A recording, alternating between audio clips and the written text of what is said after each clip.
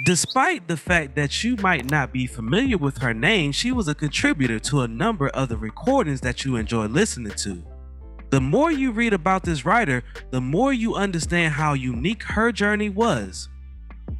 This lyricist collaborated with composer and producer Tom Bell to write a string of tunes eternally associated with the lush and sensual Philly soul sound of the early 1970s. The centerpiece of today's video is all about Linda Creed. Now before we start, let's be sure to leave a like on the video, subscribe to the channel, and push that notification bell to be sure you won't miss out on any more content. Now, without further ado, let's cue that intro.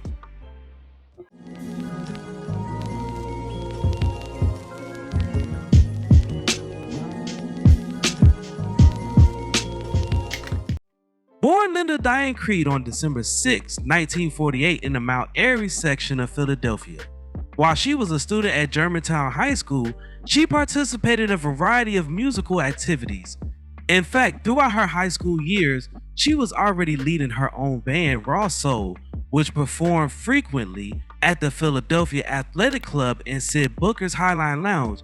Creed chose not to attend college after graduation and instead focused on composing and producing music. With a sense of impatience and a lack of motivation to continue her education, she departed from Philadelphia for New York in the Mid-East and landed a position as a secretary at the Illustrious Mills Music Publishing House. She also used the time to strengthen her skills as a poet, but after 8 months of limited success and feeling disheartened, she returned to her hometown, which subsequently formed the basis for the song. I'm Coming Home, the Creed song, Free Girl, was finally recorded by the British musician Dusty Springfield when she was 22 years old. This was a reward for Creed's patience.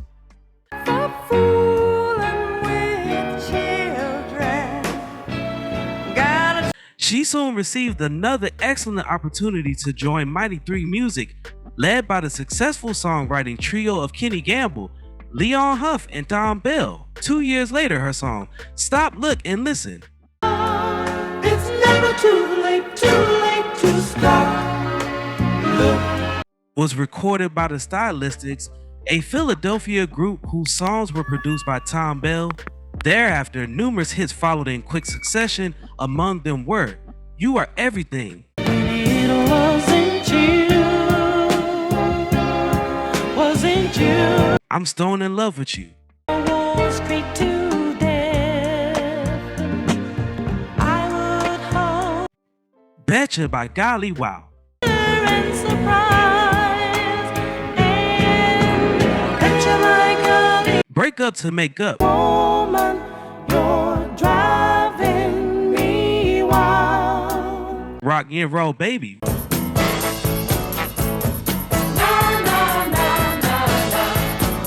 Rubber Band Man.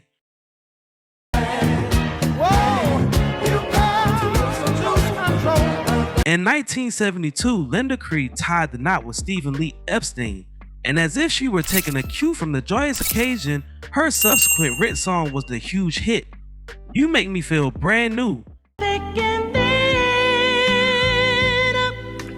This song is for you. During this time, she composed successful songs for The Spinners, Johnny Mattis, Teddy Pendergrass, Dionne Warwick, and others.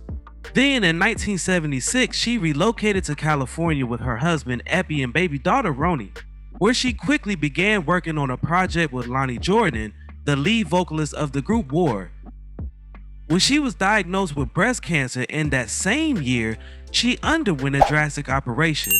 1 month after her mastectomy, she was commissioned to write lyrics for the title song to a film based on Muhammad Ali's life.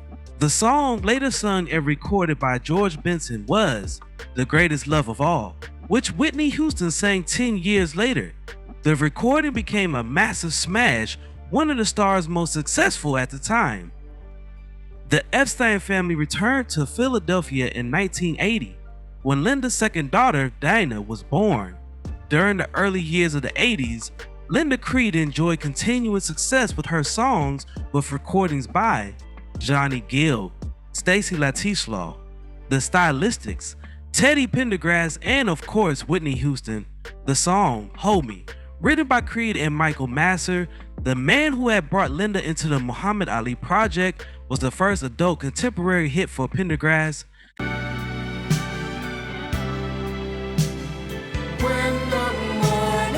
She also wrote the theme for the TV series Simon and Simon. Over the years, cover recordings of her songs were major hits for Roberta Flack, Rod Stewart, Smokey Robinson, Michael Jackson, and numerous others. Creed passed of breast cancer on April 10th, 1986, at the age of 37. She was survived by her husband, Stephen Eppie Epstein, a longtime music promoter around Philadelphia, and their two daughters, Ronnie Lee and Dana Creed. The following year, her family and friends established the Linda Creed Breast Cancer Foundation. In 1992, she was posthumously inducted into the Songwriters Hall of Fame. Now, before we go, I have a question for you all. What is your favorite song written by Linda Creed?